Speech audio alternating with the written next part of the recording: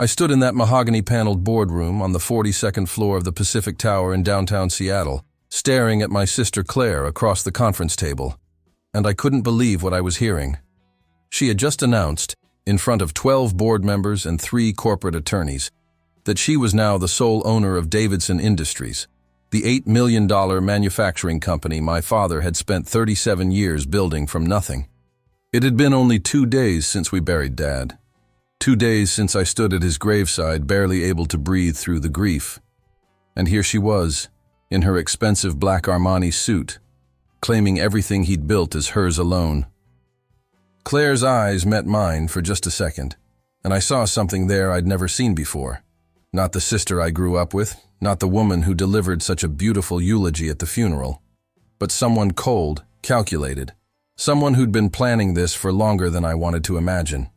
What she didn't know, what none of them knew sitting in that room, was that I hadn't been as broken by grief as everyone thought, and I was about to reveal something that would change everything. My name is Marcus Davidson. I'm 46 years old, and 48 hours ago, I lost the person who meant more to me than anyone else in this world. My father, Robert Davidson, died of a massive heart attack at 68 years old on a Tuesday morning while working in his office at the factory in Renton, just south of Seattle. Dad wasn't just my father. He was my business partner, my mentor, my best friend. And after my divorce 8 years ago left me hollowed out and questioning everything. He became the one constant in my life I could always depend on. I remember getting the call from Janet, his secretary of 23 years. Her voice breaking as she tried to tell me that the paramedics were there, that they'd tried everything. But he was gone. I was in a client meeting in Bellevue, discussing a major contract expansion, and suddenly nothing in the world mattered except getting to that hospital, except somehow making this not be real. The funeral was on Sunday, a gray March morning that seemed appropriate for saying goodbye to someone who'd meant so much to so many people. We held it at Lakewood Memorial Park, the same place where Mom was buried 12 years earlier after her battle with ovarian cancer. Over 400 people showed up, employees from the factory floor, executives in 3-piece suits, suppliers we'd worked with for decades, even competitors who respected what Dad had built through sheer determination and integrity. Claire stood next to me during the service, holding my hand, crying into a tissue. And when it was her turn to speak, she delivered this beautiful eulogy about Dad's dedication to family, about how everything he did was for his children, about how proud he was of both of us.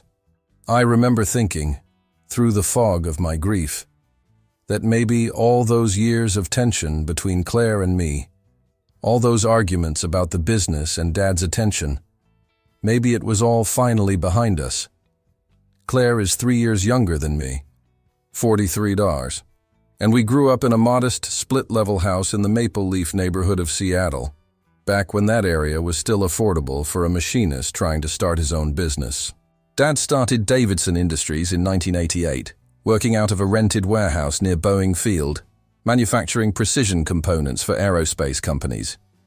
He'd start his day at 4 in the morning, work until 8 at night, come home smelling like machine oil and metal shavings, but always with this light in his eyes. This certainty that he was building something that would last, something that would take care of his family long after he was gone. Claire and I both grew up around that factory, summers spent sweeping floors, learning to read blueprints, understanding that success came from hard work and treating people right, not from shortcuts or manipulating the system.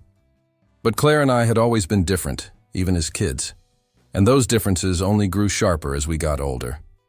I went to the University of Washington, studied mechanical engineering, came back and joined Dad's business right after graduation. Started at the bottom just like he insisted, learning every machine, every process, every client relationship over 15 years of working my way up.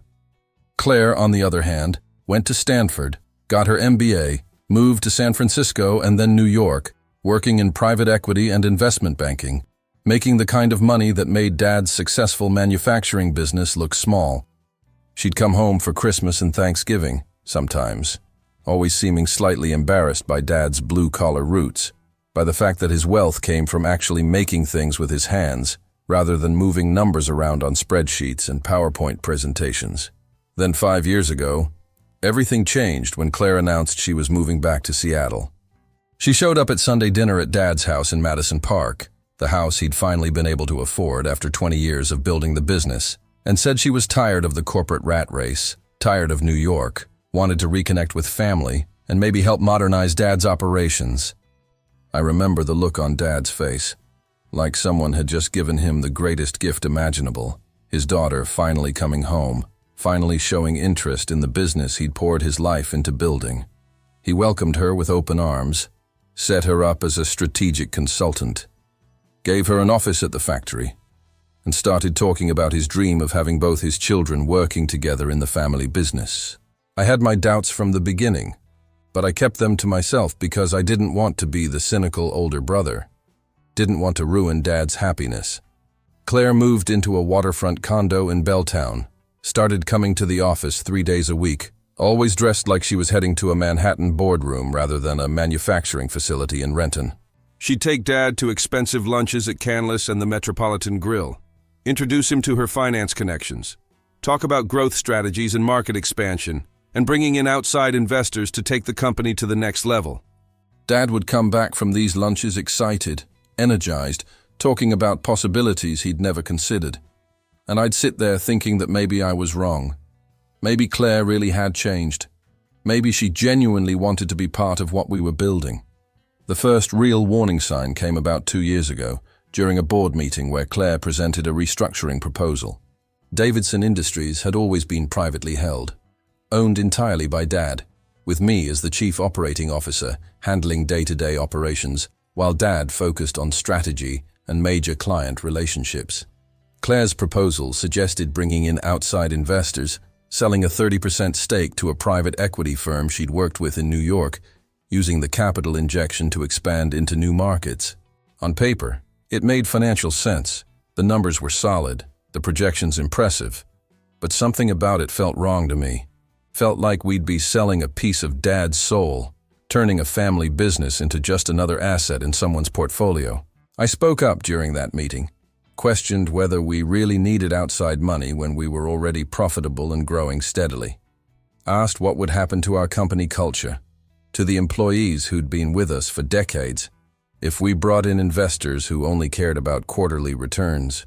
Claire looked at me across that conference table with something close to contempt, told me I was being short-sighted, stuck in old-school thinking, unable to see the bigger picture. Dad sat at the head of the table, looking between his 2 children, clearly torn between his daughter's sophisticated financial analysis and his son's instinctive protectiveness of what he'd built. In the end, he sided with me, said he appreciated Claire's input, but wanted to keep the company in family hands, at least for now. After that meeting, Claire's attitude toward me changed, became colder, more distant, like I'd personally offended her by disagreeing with her grand plans. She started having private meetings with Dad, lunch appointments I wasn't invited to, strategy sessions where she'd close his office door and I'd see them through the glass, her with her charts and presentations, him nodding thoughtfully. I tried to talk to Dad about it a few times, tried to express my concerns about where Claire was steering things, but he'd just smile and tell me not to worry, that it was good to have different perspectives, that Claire's financial expertise complemented my operational knowledge perfectly. The second warning sign came about a year ago when Dad asked me to witness his will update. We met at his attorney's office, Gordon Chambers, a guy who'd been Dad's lawyer for over 20 years, handled everything from business contracts to estate planning. Dad explained that he was updating his will to reflect the current value of the business and to ensure a fair distribution between Claire and me. The way he'd structured it, I would inherit 51% of Davidson Industries, giving me controlling interest since I'd been running operations for 15 years, while Claire would receive 49%, along with his investment portfolio and the Madison Park house. It seemed fair, equitable, acknowledging both our contributions while ensuring business continuity. What I didn't know then, what I wouldn't discover until after Dad died, was that Claire was also in Gordon's office that same week, apparently discussing her own estate planning needs. Gordon mentioned it casually at the funeral reception. Said something about how organized Claire was, how she'd come in to review Dad's documents and set up her own trust structure. At the time, I thought nothing of it. Claire had always been meticulous about financial planning, but that conversation would come back to haunt me in ways I couldn't have imagined. The months leading up to Dad's death were busy ones for all of us. Davidson Industries had just landed a major contract with Boeing, a $15 million deal that would keep our factory running at full capacity for the next 3 years. Dad was ecstatic, saw it as validation of everything he'd built, proof that you could compete with the big players through quality and reliability, rather than cutting corners. We were working long hours, coordinating with suppliers, hiring new employees, expanding our production capacity. Claire seemed more engaged than ever, volunteering to handle the financial side of the expansion, working with banks to secure the necessary lines of credit, managing cash flow projections. Looking back now, I realized she was positioning herself, making herself indispensable, creating relationships with our bankers and accountants, inserting herself into every financial aspect of the business. She'd schedule meetings with our CFO, Raymond Park, without telling me. Review contracts and agreements I'd negotiated, always with this explanation that she was just trying to help, just using her expertise to make sure we weren't missing anything. Dad encouraged it, praised her involvement, told me how lucky we were to have someone with her background protecting our interests. Then came that Tuesday morning in March, the day that changed everything. I got to the factory at 7, like always, ready for our weekly operations meeting at 8. Janet, Dad's secretary, met me in the parking lot, her face pale, tears streaming down her cheeks, and I knew before she said a word that something terrible had happened. Dad had arrived at his usual time, 5:30 in the morning, made his coffee, sat down at his desk to review the Boeing production schedules. Around 6:15, Janet arrived and heard a crash from his office, found him collapsed on the floor, his coffee mug shattered beside him, already unresponsive. The paramedics said it was a massive coronary event, that he probably didn't suffer, that there was nothing anyone could have done. He was 68 years old, in seemingly good health, no history of heart problems, just gone in an instant. I stood in that hospital waiting room, staring at the industrial gray walls, trying to process a world that suddenly didn't have Robert Davidson in it, trying to understand how someone so vital, so present, could just cease to exist. Claire arrived about an hour later, must have caught the first flight from wherever she'd been. She'd mentioned a consulting trip to San Francisco, and we sat together in that waiting room, holding each other, crying, united in our grief in a way we hadn't been united in anything for years. The next few days were a blur of funeral arrangements, notifications, condolence calls from what seemed like everyone we'd ever known. Claire stepped up in ways I'd never seen from her before, handling details I couldn't focus on, coordinating with the funeral home, organizing the service, managing the flood of flowers and food that people kept bringing to Dad's house. I was grateful, honestly, grateful to have someone else making decisions while I tried to figure out how to breathe through the crushing weight of loss. My ex-wife, Jennifer, even came to the funeral, brought our 2 kids, Emma, who's 17, and Michael Jr., who's 15, and for a few hours, it felt like maybe we could all come together in our shared love for Dad. The funeral was beautiful, everything Dad would have wanted, and Claire's eulogy was perfect, talking about his integrity, his dedication, his belief that family came first, always. After the service, we had a reception at the factory, which seemed appropriate since Dad had spent more time there than anywhere else. Hundreds of people came through, sharing stories, offering condolences, and through it all, Claire was right there beside me, the grieving daughter, the supportive sister. When people asked about the business, about what would happen to Davidson Industries, she'd defer to me, say that we'd figure it out together, that Dad's legacy would continue through both of us. That night, after everyone had left, Claire suggested we meet with Gordon Chambers the next day to go over Dad's will and start the estate process. It made sense. There were legal requirements, timelines we had to follow, business decisions that couldn't wait even though we were grieving. I agreed, thinking we'd sit down together, learn about Dad's wishes, begin the process of transitioning the company to joint ownership. I spent that evening at Dad's house, walking through rooms full of memories, looking at photos of the three of us from better times, trying to find some sense of peace in the midst of overwhelming loss. The next morning, Monday, I met Claire at Gordon's office in downtown Seattle, a corner suite in the Columbia Center with views of Elliott Bay. Gordon seemed uncomfortable when we arrived, kept adjusting his glasses, shuffling papers on his desk in a way that immediately set off alarm bells. He asked if we wanted coffee, made small talk about the funeral, clearly stalling before getting to the reason we were there. Finally, Claire leaned forward and asked him to just tell us about the will, about Dad's estate distribution, and that's when everything started to unravel.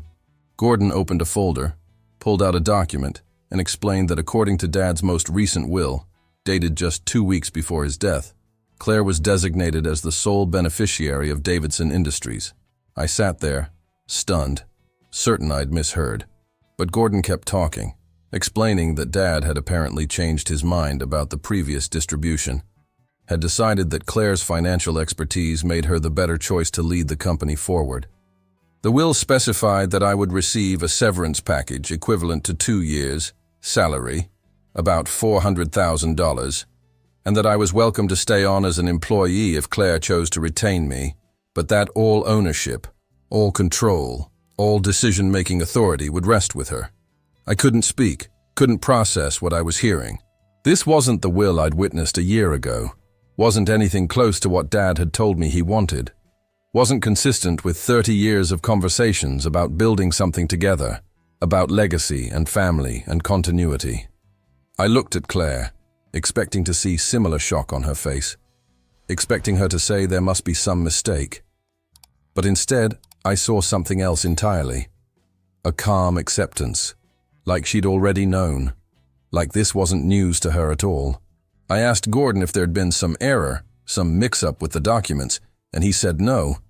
This was definitely Robert Davidson's most recent will, properly witnessed, properly executed, entirely legal and binding.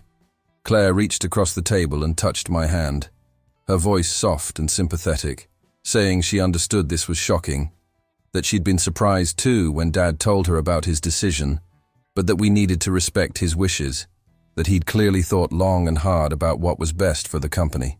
She said she hoped I'd stay on, that she valued my operational expertise, that we could still work together even if the ownership structure had changed. I pulled my hand away, asked Gordon if I could see the document, and he slid it across the desk. 12 pages of legal language. Dad's signature on the final page, dated March 3rd, just 11 days before he died. Something about that signature bothered me, something I couldn't quite put my finger on in that moment, but I was too shocked, too grief-stricken to analyze it properly. I asked Gordon who the witnesses were, and he pointed to 2 names I didn't recognize, said they were notaries Claire had recommended, completely legitimate and properly licensed. The whole thing felt wrong, felt like I'd stepped into some alternate reality where Dad had suddenly decided his son, who'd given 15 years to building this business, was worth less than a severance package. But I had no proof, no evidence, just a gut feeling that something was terribly off.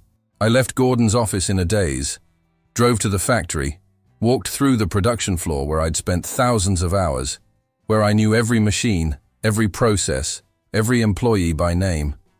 How was I supposed to tell these people that I was no longer their boss, that Claire, who'd spent a total of maybe 300 days actually in this facility over the past 5 years, was now their owner? How was I supposed to accept that Dad had basically written me out of everything he'd built, everything we'd built together, and given it all to Claire? That night, I couldn't sleep, kept replaying every conversation I'd had with Dad over the past year, searching for some hint that he'd been planning this, some indication that he'd lost faith in me or decided Claire was better suited to lead the company. Nothing made sense. Just 2 months before he died, we'd had dinner at his house, and he'd talked about the future, about expanding into new markets, about how proud he was that I'd kept the business growing, about how he knew Mom would be proud of what we'd built together. Those weren't the words of someone planning to cut his son out of the picture. Tuesday morning, I woke up with a sense of determination cutting through my grief. Something was wrong with that will, and I needed to figure out what it was. I called Gordon's office, asked if I could come in and review the document more carefully, but his secretary said he was booked solid all day, suggested I make an appointment for later in the week. Then, I called Dad's house, thinking maybe there were other documents there, some indication of what he'd been thinking. But Claire answered, said she was going through Dad's papers, organizing his estate, and maybe it was better if I gave her some space to handle things. The way she said it wasn't mean, exactly, but there was a firmness there, a clear message that I shouldn't interfere with her process. I spent that day at the factory, trying to work, trying to focus on the Boeing contract and production schedules. But my mind kept wandering back to that signature on the will. I'd seen Dad's signature thousands of times, on contracts, on checks, on birthday cards, on the legal documents I'd witnessed just a year ago. I knew the way he formed his letters, the slight rightward slant of his writing, the way his capital R in Robert had this distinctive loop. Something about the signature on that new will wasn't quite right, but I couldn't articulate exactly what was bothering me. That evening, I went to Dad's house, let myself in with the key I'd always had, and found Claire in his study, surrounded by boxes and file folders. She looked up when I entered, not startled exactly, but not pleased either, and asked what I was doing there. I told her I needed to see Dad's personal papers, anything related to the business or his estate planning, that something about this whole situation didn't add up.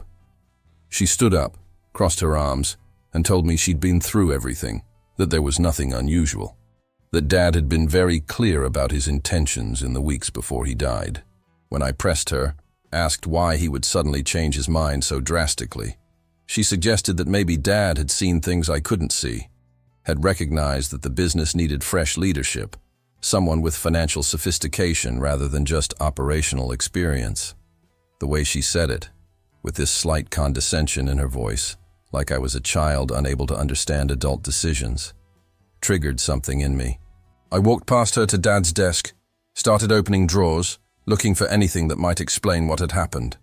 Claire tried to stop me, said I was trespassing, that this was now her house, her property. But I ignored her and kept searching. In the bottom drawer, I found Dad's personal calendar, a leather-bound planner where he kept notes about meetings and appointments. I flipped to March Taina, to the weeks before he died, and there it was, March 3rd, the date on that new will, and Dad's handwriting noting, "All day at Boeing facility, Everett inspection." I held up the calendar, showed Claire the entry, pointed out that Dad couldn't have signed a will in Gordon's office on March 3rd because he'd been in Everett all day. A fact I could easily verify with Boeing's security logs and with Raymond, our CFO, who'd accompanied him on that inspection. For the first time since Dad's death, I saw something crack in Claire's composed facade, just a flash of panic in her eyes, quickly covered, before she regained control. She said maybe Dad had the date wrong in his calendar, or maybe Gordon had made an error on the document, simple clerical mistakes that didn't change the fundamental validity of Dad's wishes. But I knew, in that moment, standing in Dad's study holding his calendar, that this wasn't a clerical error or a confused entry. Dad was meticulous about his schedule. Had to be when coordinating complex manufacturing operations and client relationships. If his calendar said he was in Everett on March 3rd, he was in Everett on March 3rd hour, which meant he couldn't have been in Gordon's office signing a will, which meant that signature on that document wasn't his, which meant someone had forged it, and there was only one person who stood to gain everything from that forgery. I looked at my sister, really looked at her, and saw a stranger. The little girl who used to build blanket forts with me, who I'd protected from bullies in middle school, who I'd helped move into her freshman dorm at Stanford. She was gone, replaced by someone I didn't recognize, someone capable of forging our dead father's signature to steal an $8 million company. I asked her directly, "Did you forge Dad's will?" She didn't answer immediately, just stared at me with those cold eyes. And then she said something I'll never forget. "Prove it." She was right, of course. I had Dad's calendar showing he was elsewhere on the date of the supposed will signing. But that alone wasn't enough to overturn a properly executed legal document. I needed more evidence, needed to understand how she'd done it, who'd helped her, how deeply this conspiracy went. I left Dad's house that night, drove straight to the Boeing facility in Everett, even though it was after 9 p.m., and talked my way past security to access their visitor logs. Sure enough, there it was. Robert Davidson checked in at 7:45 a.m. on March 3rd, checked out at 6:20 p.m., accompanied by Raymond Park. Dad had spent the entire day there, just like his calendar indicated, which meant the will signing that supposedly happened that afternoon in downtown Seattle was impossible. I photographed the Boeing logs with my phone, then drove back to Seattle and spent the rest of the night going through every document I had, every piece of paper related to the business and Dad's estate. I pulled out the will I'd witnessed a year ago, the one Gordon had prepared giving me 51% and Claire 49%, and compared the signature to the one on the new will. The differences were subtle, almost imperceptible to someone who didn't know Dad's handwriting intimately, but they were there. The slant was slightly off, the pressure too consistent, the formation of certain letters just different enough to indicate a forgery. The next morning, Wednesday, I called my own attorney, Sarah Chen, someone I'd worked with on my divorce years ago, and told her everything. She listened carefully, asked detailed questions, and then told me what I needed to do. Document everything, gather every piece of evidence I could find, and prepare for a legal battle that would likely tear what remained of my family apart.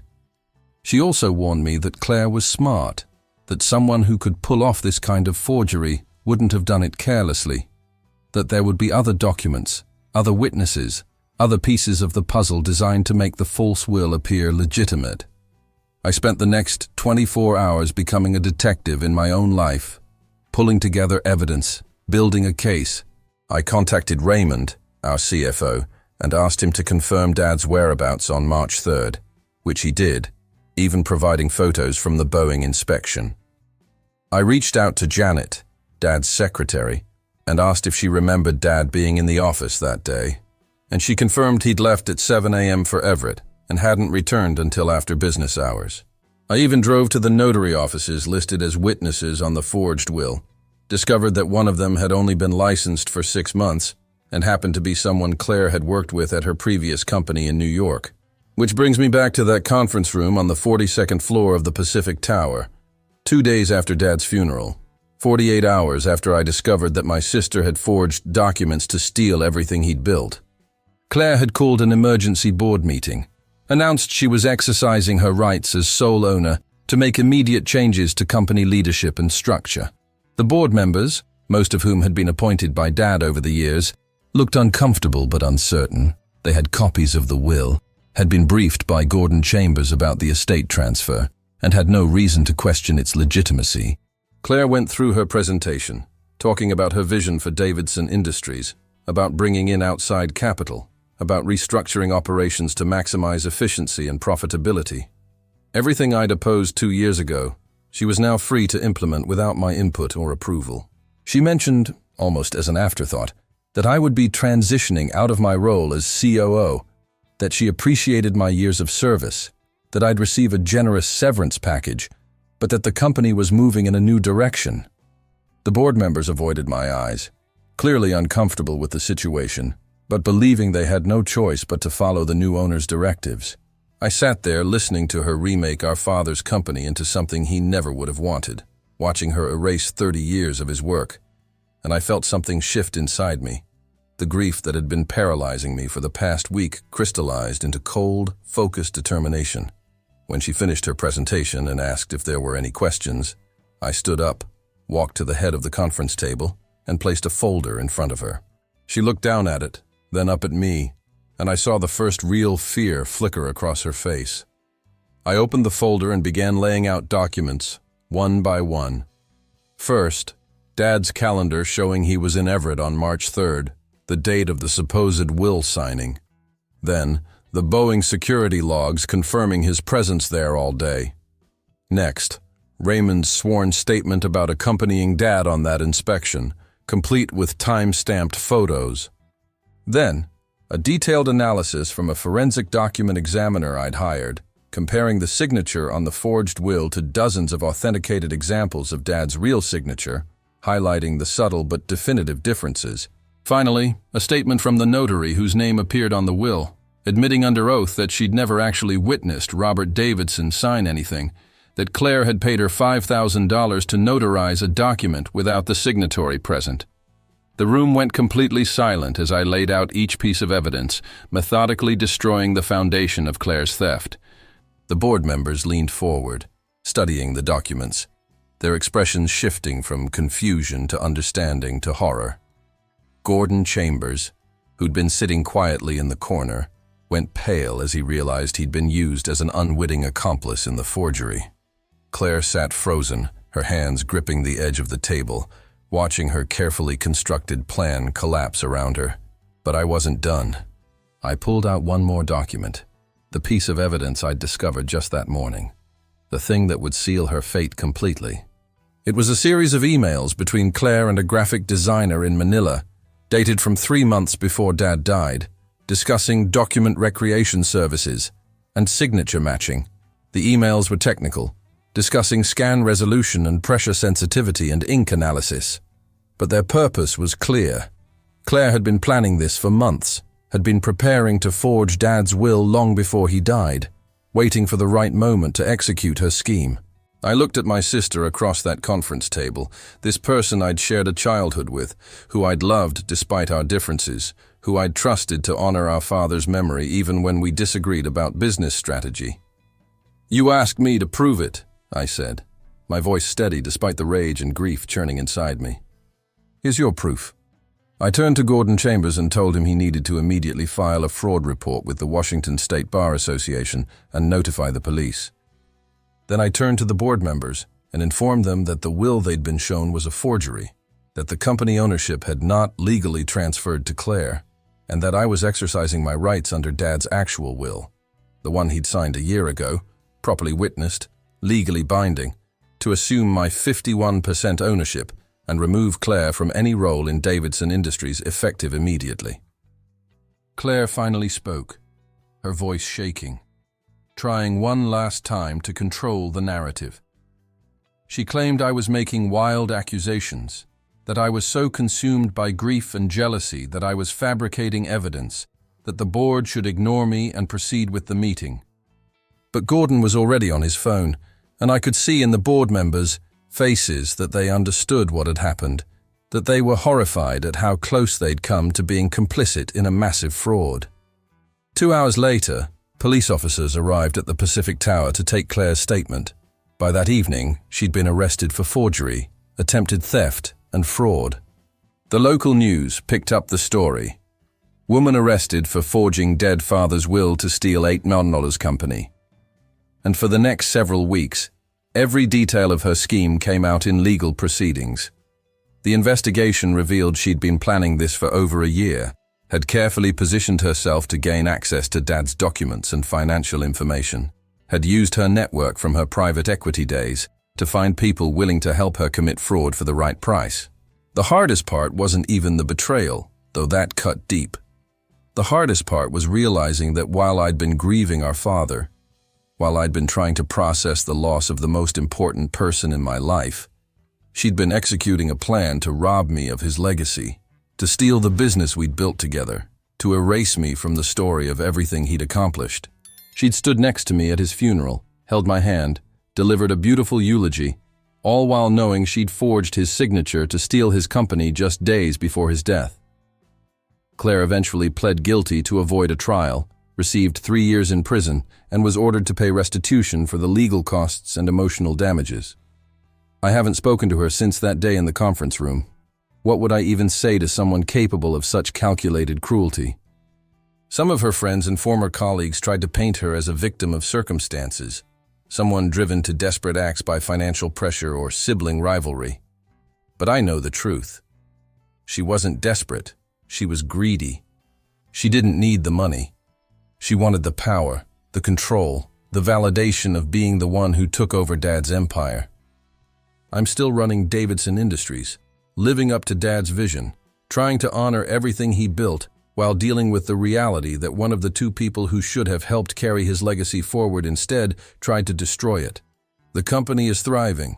The Boeing contract is ahead of schedule. We've hired 50 new employees. We're expanding into new product lines. But there's a shadow over everything now, a knowledge that family doesn't always mean loyalty, that grief makes you vulnerable, and that the people closest to you are sometimes capable of the deepest betrayal. I visit Dad's grave every Sunday, bring him coffee like we used to share at our morning meetings, and tell him about the business, about his grandkids, about everything he's missing. I don't tell him about Claire, about what she did. Somehow it feels like that would hurt him even in death, the knowledge that his daughter was capable of such a thing. Instead, I focus on the positive, on the ways we're keeping his dream alive, on the employees whose lives are better because of what he built, on the legacy that no one, not even a sister willing to forge his signature, could truly steal. Looking back at that moment in the conference room, when I laid out all the evidence and watched Claire's plan crumble, I realized it wasn't just about proving fraud or recovering my inheritance. It was about truth, about refusing to let someone rewrite history, about ensuring that Dad's real wishes, his real legacy, his real love for both his children was honored even if one of those children had betrayed everything he stood for. Justice might have taken time, but in the end, the truth won. And that's what Dad would have wanted most. Not revenge, not punishment, but simply the truth, acknowledged and honored, no matter how painful it might be.